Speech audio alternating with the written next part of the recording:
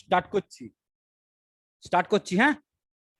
Chapter 6, impact of British rule on India. The conquest of India by the British had a great impact of India. তাহলে ব্রিটিশরা যে ভারতবর্ষকে দখল করেছিল, এটা ভারতের ওপর একটা গভীর প্রভাব ফেলেছিল। It brought remarkable changes in the cultural, social and educational set up. এটা একটা কালচারাল, সোশ্যাল আর এডুকেশনাল সেট আপটাকেও পুরোপুরি পরিবর্তন করে দিয়েছিল। The administrative structure of British India was designed and developed to serve the British interest. এই যে অ্যাডমিনিস্ট্রেটিভ স্ট্রাকচারটা ব্রিটিশ ভারতের, সম্পূর্ণভাবে সেটাকে ডিজাইন করা হয়েছিল এবং ডেভেলপ করা হয়েছিল ব্রিটিশদের স্বার্থ সংরক্ষিত করার জন্য।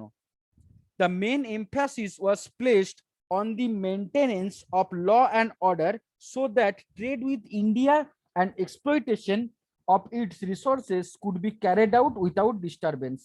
Law and order কে মানে আইন শৃঙ্খলা, আইন কানুন এগুলোকে বানানো হয়েছিল আর এগুলোকে মেনটেন করা হতো, কারণ তারা ভারতবর্ষের যে সমস্ত রিসোর্স বা সম্পত্তিগুলো আছে সেগুলোকে খুব ভালোভাবে সাজিয়ে গুছিয়ে এখান থেকে বিদেশে নিয়ে যেতে চেয়েছিল।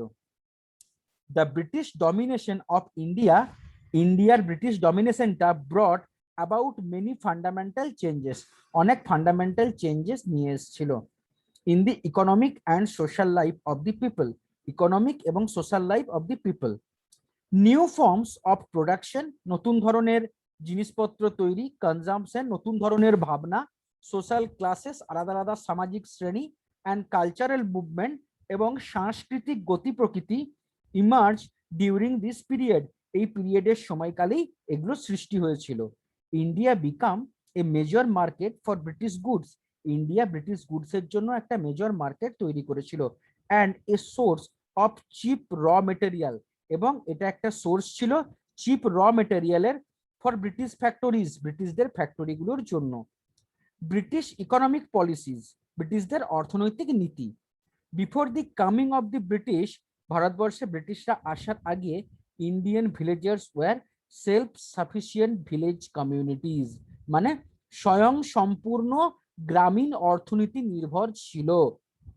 দেয়ার only relation with the government was of paying revenues, সরকারের সঙ্গে তাদের শুধুমাত্র একটাই সম্পর্ক ছিল, রেভিনিউ পে করা বা ট্যাক্স পে করা।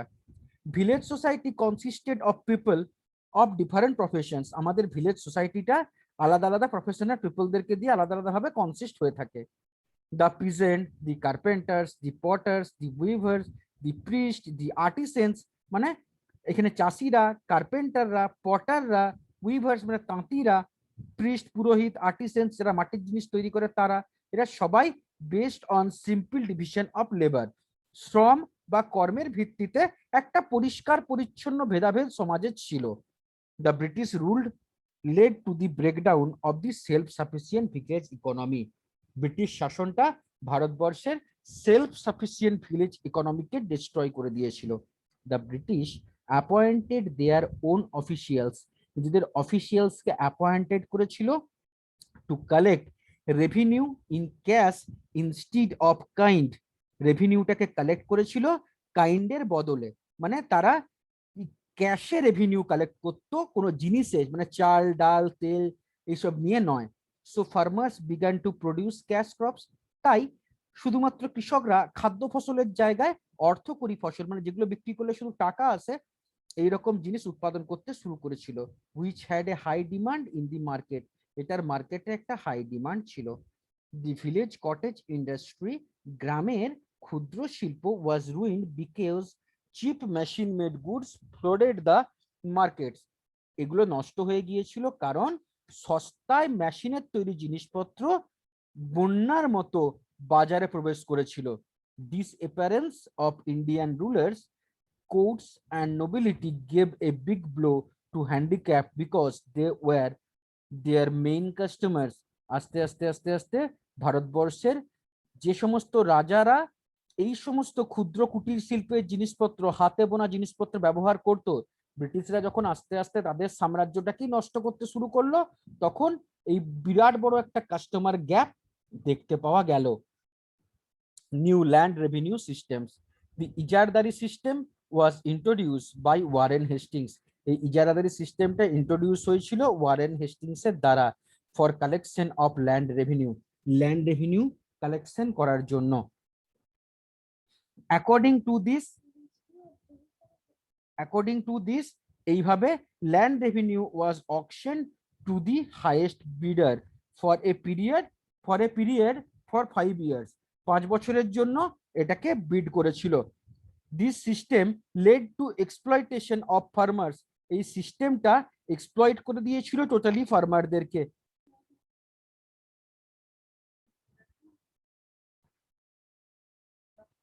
The British needed revenue to pay for their administration. ব্রিটিশদের প্রয়োজন ছিল এই রেভিনিউটাকে পে করা ওয়ার অফ এক্সপানশনের মাধ্যমে। Land revenue was the major source of revenue, land রেভিনিউটা ছিল রেভিনিউর major source. The British introduce new land forms, ব্রিটিশরা ইন্ট্রোডিউস করেছিল new land forms like permanent settlement, Ryotwari settlement, Mahalwari system in India. The permanent settlement. Lord Cornwallis introduced this system in 1793. এই চিরস্থায়ী বন্দোবস্ত, এটা underline হবে, এটা শর্ট কোশ্চেনের জন্য খুব important. Lord Cornwallis introduce this system, এই সিস্টেমটাকে ইন্ট্রোডিউস করেছিলেন 1793 তে 22 মার্চে ইন বেঙ্গল অ্যান্ড বিহার, বাংলা এবং বিহারে। Land was given to the zamindars, ল্যান্ডটা দেওয়া হয়েছিল জমিনদারদের থেকে on a permanent basis, একটা পার্মানেন্ট বেসিসে। they became owners of the land in their zamindars, তারা আস্তে আস্তে ওনার্স অফ দি ল্যান্ড হয়ে গিয়েছিল ইন দেয়ার জমিনদারিসদের বদলে। the revenue was fixed, রেভিনিউটা ফিক্সড ছিল and had to be paid in cash by the জমিনদার্স who collected it from peasant, জমিনদারদেরকে চাষীদেরকে ক্যাশে pay করতে হতো, যে সমস্ত জমিনদার চাষীদের কাছ থেকে এটা কালেক্ট করতো। If a zamindar failed to pay his dues, the land was confiscated. যদি কোনো জমিদার এই খাজনা দিতে ব্যর্থ হতো, তার জমি দখল করে নেওয়া হতো। The zamindars right of ownership became hereditary, জমিনদারের এই রাইট অফ ওনারশিপটা আস্তে আস্তে বংশগত হয়ে গিয়েছিল অ্যান্ড ট্রান্সফারেবল এবং পরিবর্তনশীল, মানে প্রথমে 1 বছর এখানে, পরের বছর ওখানে, তারপরের বছর ওখানে, এরকম হয়ে গিয়েছিল। একটা জমিকে ফিক্সড পারপাসে through out the 10 years 12 years এর জন্য রাখা হতো না। দ্য অ্যাকচুয়াল কাল্টিভেটার্স বিকাম টিনেন্টস, যারা প্রকৃতপক্ষে চাষি তারা আস্তে আস্তে ওই জমিদারের অধীনস্থ প্রজায় পরিণত হয়েছিল। The permanent settlement created a new powerful class, permanent সেটেলমেন্টটা একটা নতুন পাওয়ারফুল ক্লাসের জন্ম দিয়েছিল of zamindars who were staunch supporter of British rule, যারা ব্রিটিশ রুলের একজন স্টঞ্চ সাপোর্টার ছিল, মানে খুব দৃঢ় সাপোর্টার ছিল। আন্ডার দিস সিস্টেম, এই সিস্টেমে the peasant suffered the zamindars, পিজেন্টরা সাফার্ড করেছিল জামিনদারদের, benefited and became loyal to the British, এবং লয়াল হয়েছিল ব্রিটিশদের কাছে। দ্য কোম্পানির revenue was secure but they could not increase it, কোম্পানির রেভিনিউটা সিকিউর করা হয়েছিল যতক্ষণ না তারা সেটাকে বাড়াতো।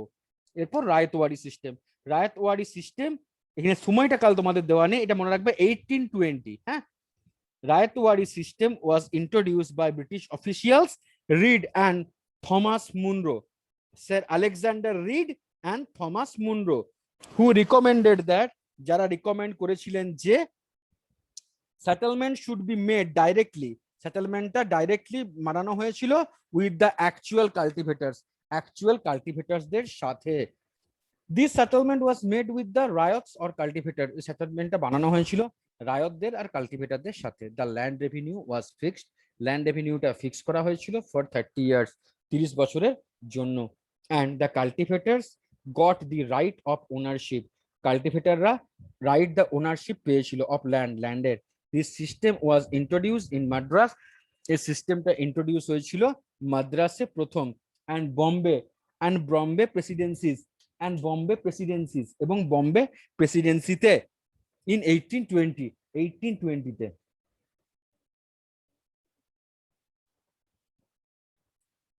মাহলওয়ারি সিস্টেম 1820 হবে। মাহলওয়ারি system 1831 by Thomas Munro also. It was introduced in parts of Uttar Pradesh, এটাকে ইন্ট্রোডিউস করা হয়েছিল উত্তরপ্রদেশের কিছু অংশে, Madhya Pradesh, north West Province and the Punjab, north West Province এবং পাঞ্জাবে। দি revenue settlement was made, revenue settlement তৈরি করা হয়েছিল বাই ভিলেজ অর এস্টেট, ভিলেজে অথবা এস্টেটে, বাই এস্টেট উইথ ল্যান্ডলর্ডসদের সাথে, অর হেডস অফ ফ্যামিলিজ, অথবা কোনো পরিবারের যিনি হেড বা গার্জেন তাদের সাথে। In Mahalwari areas also, Mahalwari এরিয়াতে the land revenue was periodically revised, land revenue periodically revised, land রেভিনিউটা আস্তে আস্তে রিভাইজড করা হয়েছিল। This new land systems dispossessed a number of peasant, এই নতুন ল্যান্ড সিস্টেমটা ডিসপোজেসড করে দিয়েছিল, মানে ল্যান্ডটাকে আস্তে দখল করে নিয়েছিল এ নাম্বার অফ পিজেন্ট, অনেক চাষির, from their land due to different causes, তাদের জমিটাকে আলাদা আলাদা কারণে। অ্যাজ এ রেজাল্ট, যার ফলে ল্যান্ডলেস লেবারার, মানে জমিহীন কৃষক যারা বা জমিহীন শ্রমিক যারা, had to seek employment outside the village, তারা এমপ্লয়মেন্টের অপেক্ষায় বসে থাকতো গ্রামের বাইরে। It disrupted the rural set up by breaking the structure of self sufficiency of the village, এটা আস্তে আস্তে রুরাল সেট আপটাকেই পুরো নষ্ট করে দিয়েছিল, যেটা আগে স্বয়ং সম্পূর্ণ গ্রামীণ অর্থনীতি ছিল সেটাকে। The new system introduce by the British created, এই নতুন সিস্টেমটা by the British created a new class of zamindars, একটা নতুন জমিনদারদের ক্লাসকে তৈরি করেছিল এই নতুন সিস্টেমটা, উইথ নিউ রাইটস, নতুন অধিকারের সঙ্গে।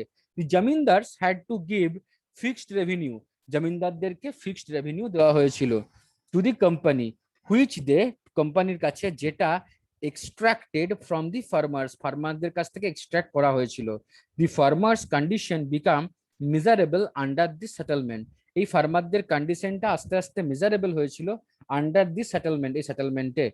দে were force to produce cash crops, তারা ফোর্স টু প্রডিউস করবে ক্যাশ ক্রপস কে, like indigo, cotton, jute, poppy, sugar cane, এগুলোর বদলে চাষ করা হবে কিরকম, food crops like wheat and rice.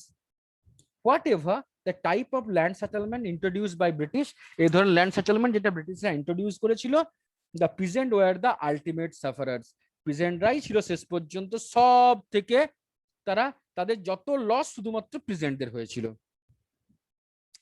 Trade and industries in the 18th century, among all the industries of early times, সমস্ত ইন্ডাস্ট্রিগুলোর মধ্যে the textile had the place of pride in India, টেক্সটাইলের কাছে একটা প্রাইড ছিল, মানে টেক্সটাইলটা ভারতবর্ষের একটা বিরাট বড় গর্ব ছিল। টেক্সটাইল মানে কাপড় বোনা শিল্প, যেগুলো যেখানে কাপড় তৈরি হয়। There were craftsmen who were usually patronized by the kings and nobles, যারা এখানে জিনিসপত্র ইউজুয়ালি তৈরি করতো, তারা রাজা বা তার বড় বড় অভিজাতদের কাছে পেট্রোনিজ থাকতো, মানে তাদের অনুগত হয়ে থাকতো। This craftsman also produced luxury goods, তারা ভালো ভালো জিনিসপত্র, লাক্সারি জিনিসপত্র তৈরি করতো। For traders who sold them to the other countries, যেগুলোকে তারা অনেক সময় ট্রেডার্সরা নিয়ে গিয়ে অন্য দেশে বিক্রি করতো বেশি মুনাফার জন্য, বেশি লাভের জন্য। Goods that were in high demand, যে সমস্ত জিনিসগুলোর হাই ডিমান্ড ছিল ইন ইউরোপিয়ান মার্কেটস, ইউরোপিয়ান মার্কেটে ওয়ার কি কি ছিল সেগুলো, wool, silk, cotton textiles and Dhaka muslin, cotton textile এবং Dhaka muslin. The important centre for this, এর ইম্পর্টেন্ট সেন্টার হলো goods in India were Dhaka, Benares, Lucknow, Multan, Ahmedabad, Madurai, Surat etcetera, এই সমস্ত জায়গাগুলোতে এগুলো প্রচুর পাওয়া যেত। This villagers made beautiful vessels, এইরকম গ্রামীণ মানুষরা খুব সুন্দর সুন্দর মাটির পুতুল, অর্নামেন্টস, গোল্ড, সিলভারের বিভিন্ন জিনিসপত্র, কপার, স্টিল, আয়রনের জিনিসপত্র এগুলো তৈরি করতো। দাস ইন্ডিয়ান ট্রেড, তাই ভারতীয় ব্যবসা বাণিজ্য, industry and handicraft were in flourishing state before coming of the English, ব্রিটিশরা আসার আগে একটা খুব ভালো, খুব সাজানো গোছানো, খুব বড় ব্যবসা চলতো। British rule change the scenario of Indian trade and industry, British শাসনটাই ভারতের পুরো ট্রেড সিনারিওটাকেই পরিবর্তন করে দিয়েছিল। ইন্ডিয়ান ওয়েভার্স, ভারতীয় তাঁতিরা, could not compete with the cheap mill made cloth imported from England, ইংরেজ থেকে, ব্রিটিশদের কাছ থেকে বা ইংল্যান্ড থেকে আসা ম্যাসিডের তৈরি জিনিসপত্রের সঙ্গে কম্পিটিশন করে পেরে উঠতো না। The nobles and princes who patronise this industries, এই ইন্ডাস্ট্রিজ গুলোকে যারা পেট্রোনিজ করতো, disappeared and the artisans had no one to buy their products, এবং আর্টিসেন্সরা তাদের প্রোডাক্ট গুলোকে কেউ বানাতে পারতো না। The British wanted to promote their own product, British অবশ্যই ভারতীয় জিনিস কিনবে না, তারা নিজেদের প্রোডাক্টটাকেই প্রমোট করতো।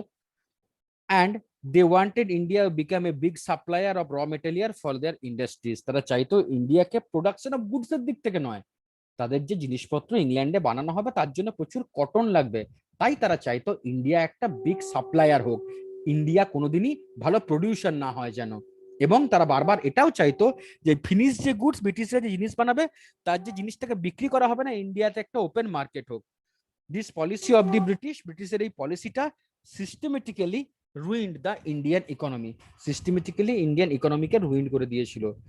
Heavy duties were levied on Indian cloth exported to England, heavy duty গুলো were levied on Indian cloth, Indian ক্লোথের ওপর একটা আস্তে আস্তে আস্তে আস্তে লিভিড তৈরি করেছিল, এক্সপোর্টেড টু ইংল্যান্ড, ইংল্যান্ডের কাছ থেকে এক্সপোর্ট হতো।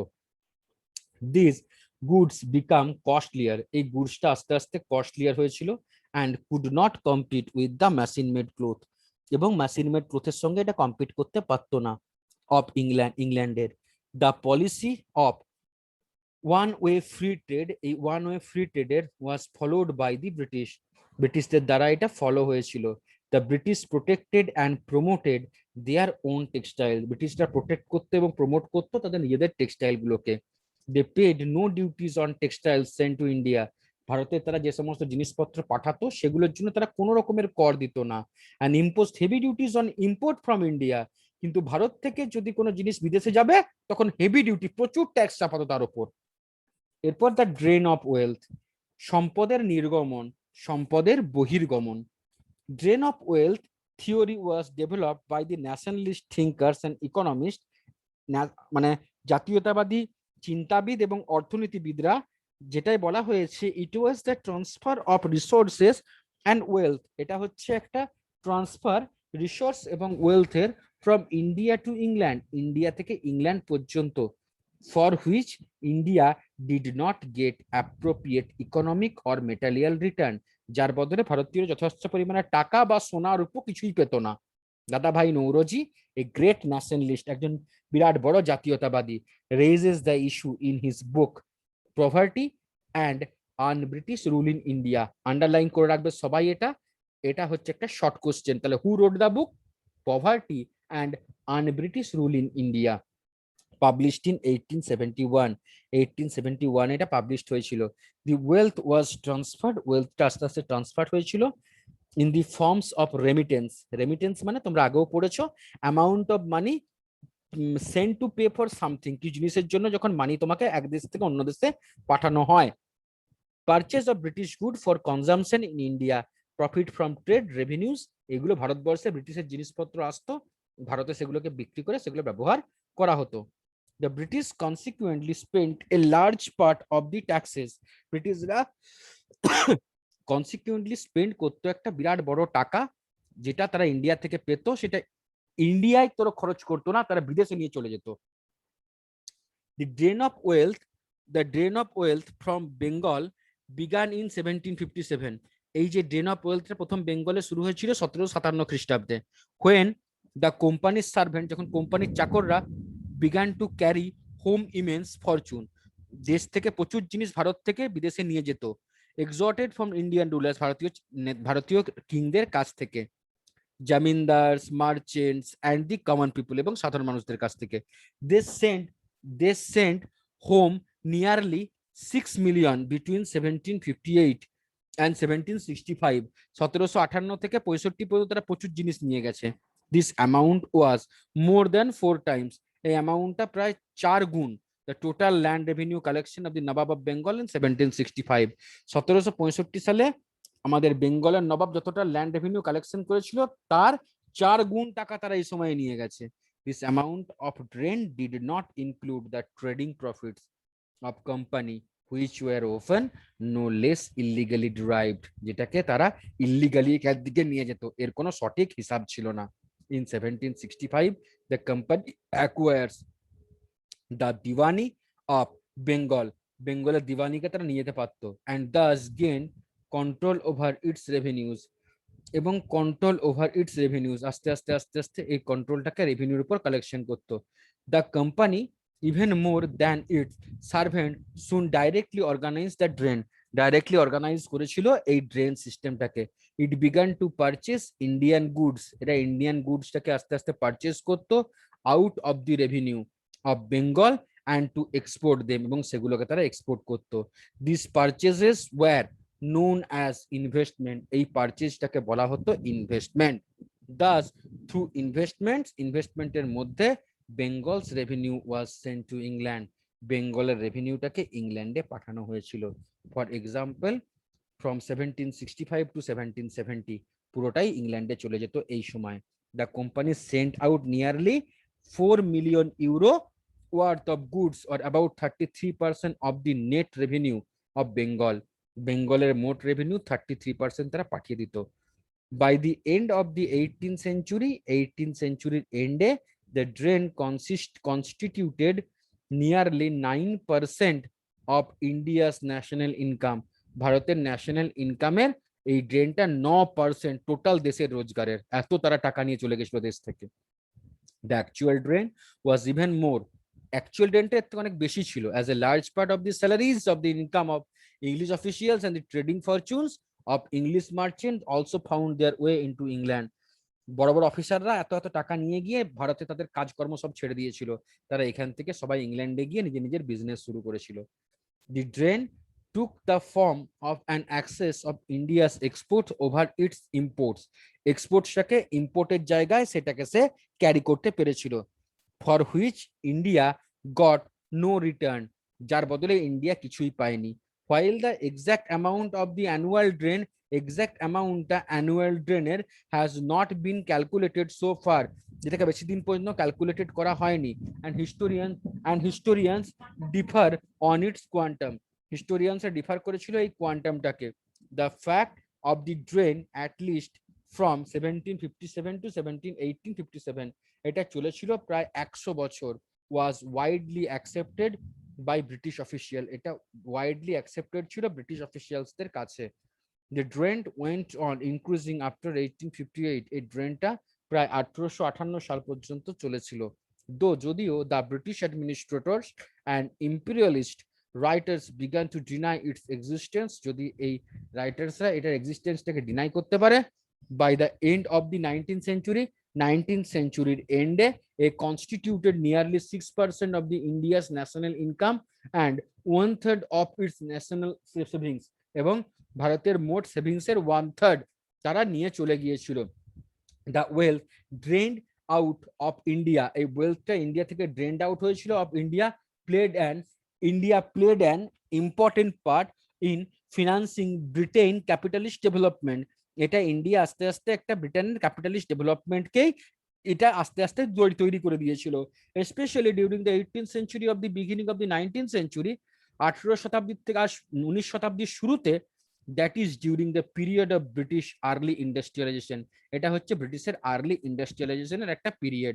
ইট has been estimated that it constituted nearly 2% of Britain's national income, 2% ব্রিটেনের ন্যাশনাল ইনকামের ডিউরিং দ্যাট পিরিয়ড, এই সময়কালে।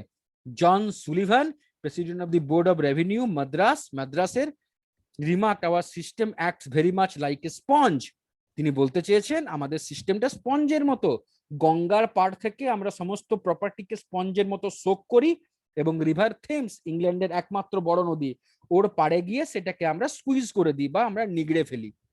Development of transport and communication, transport আর কমিউনিকেশনের ডেভেলপমেন্টটা, the British government paid attention to improve করেছিল অ্যাটেনশনটাকে, the means of transport and communication, the means of transport and কমিউনিকেশনটাকে আস্তে আস্তে আস্তে আস্তে তৈরি করেছিল।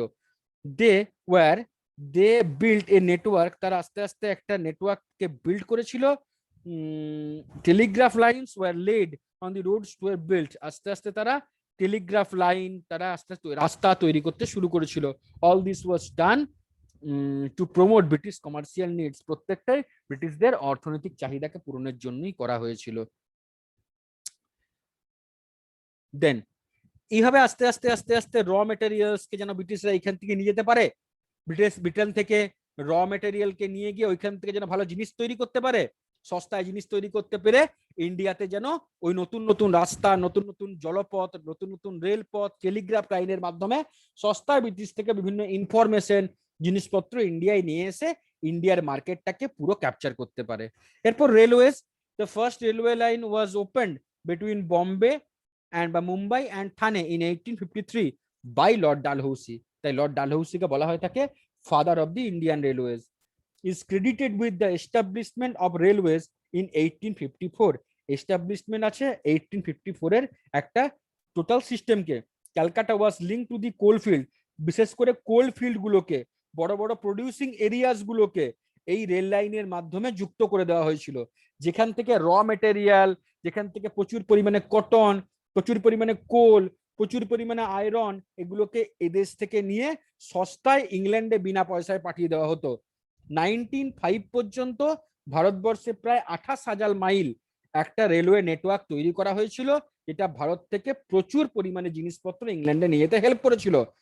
মিলিটারি পয়েন্ট অফ ভিউ তো এটা খুব গুরুত্বপূর্ণ, কারণ যখনই যুদ্ধ হতো এক স্থান থেকে অন্য স্থানে অতি সহজেই আর্মিরা চলে আসতে পারতো ইন্ডিয়ানদের হেল্প পাওয়ার আগে। আর অন্যদিকে দেখতে গেলে এটার অনেক রেলওয়ের অনেক ফ্যাসিলিটিও ছিল।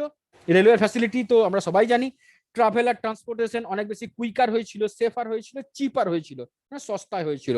দুর্ভিক্ষের সময় খাদ্যশস্য পৌঁছে দেওয়া অত্যন্ত দ্রুত সম্ভব